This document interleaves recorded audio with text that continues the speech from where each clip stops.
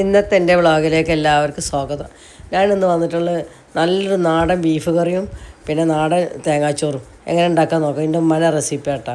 എങ്ങനെ ആദ്യം നമുക്ക് വെളിച്ചെണ്ണ ഒഴിച്ച് കൊടുക്കുക കുക്കറിൽ. എന്നിട്ട് അതിലേക്ക് ഒരു ടേബിൾ സ്പൂൺ ഉലുവ ഇട്ട് കൊടുക്കുക, ഒരു ടേബിൾ സ്പൂൺ പെരിഞ്ചീരകം ഇട്ട് കൊടുക്കുക, ഒരു പിടി ഇഞ്ചി മുറിച്ചത് ഇട്ട് കൊടുക്കുക, ഒരു ലേശം കരിവേപ്പില ഇട്ട് കൊടുക്കുക. ഏകദേശം ഒരു 1.5 കുടം വെളുത്തുള്ളി ഇതാക്കിയത് അത് ഇട്ട് കൊടുക്കുക. അത് ചതക്കൊന്നും വേണ്ട കേട്ടോ. പിന്നെ 5-6 പച്ചമുളക് ഇട്ട് കൊടുക്കുക ഈ കുക്കറിലേക്ക്. അതിന് ശേഷം നന്നായി വാട്ടിയെടുക്കുക. വാടി ഒന്ന് ഇതായി പറഞ്ഞാൽ പിന്നെ സവാള, ഒരു 3 സവാള, ചെറിയ സവാള അത് ചെറുതാക്കി മുറിച്ചത് അതിട്ട് കൊടുക്കുക. അതിന് ശേഷം ആവശ്യത്തിനുള്ള ഉപ്പ് ഇട്ട് കൊടുക്കുക.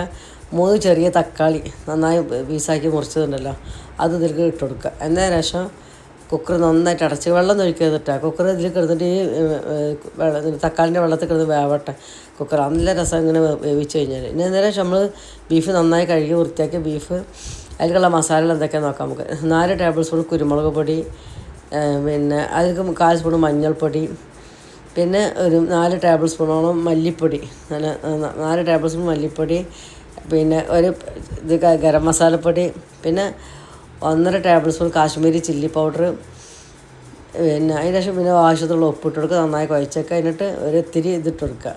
ഇത് നമ്മളെ ഗരം മസാല ഉണ്ടല്ലോ, ഏലക്ക, ഗ്രാമ്പ്, പട്ട മസാല നന്നായിട്ട് കുഴച്ച് വെക്കുക. കുഴച്ച് വെച്ചതിന് ശേഷം പിന്നെ നമ്മൾ കുക്കർ ഇത് ഉള്ളി വെന്തെന്ന് കണ്ടു കഴിഞ്ഞാൽ പിന്നെ നമുക്ക് ഈ ബീഫ് ഉണ്ടല്ലോ കണ്ട് കൊട്ടി കൊടുക്കുക.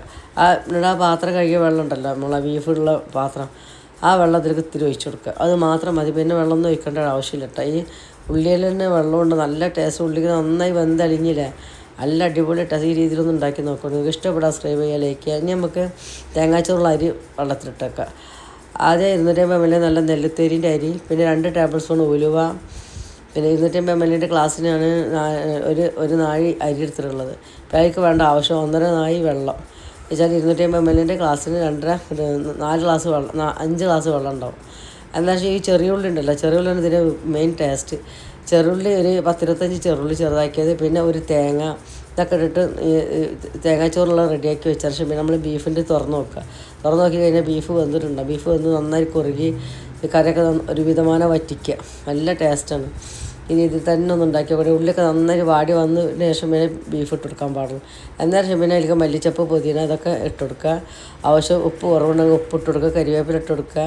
അതിനുശേഷം ഒന്നും കൂടെ വറ്റിച്ചതിന് ശേഷം പിന്നെ അത് മൂടി ഒരു ബൗളിലേക്ക് കോരി വെക്കുക. കോരിയെടുത്ത ശേഷം പിന്നെ നമുക്ക് ചോറ് റെഡി, ആ കുക്കറിൽ തന്നെ നമുക്ക് ചോറ് റെഡിയാക്കാം. ഈ നമ്മൾ വെള്ളത്തിലിട്ട അരി ഉണ്ടല്ലോ, ആ വെള്ളം ചോറും അരിയും കൂടെ ഇട്ടിട്ട് നന്നായിട്ട് ഉപ്പൊക്കെ ഇട്ടിട്ട് നന്നായി ഇളക്കിയിട്ട് 2 ഫിസിലിൻ്റെ ആവശ്യമില്ല.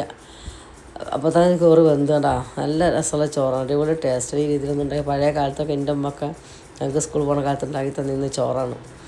അടിപൊളി ടേസ്റ്റാണ്. ഈ രീതിയിലൊന്നും ഉണ്ടാക്കി നോക്കാൻ എല്ലാവർക്കും ഇഷ്ടപ്പെടും. എന്തായാലും ഒരു പ്രാവശ്യം ഒന്ന് ട്രൈ ചെയ്ത് നോക്കി. നിങ്ങൾക്ക് ഇഷ്ടപ്പെടണം സബ്സ്ക്രൈബ് ചെയ്യുക, ലൈക്ക് ചെയ്യുക, ഫോളോ ചെയ്യുക, ഫേസ്ബുക്ക് ഫോളോ ചെയ്യുക.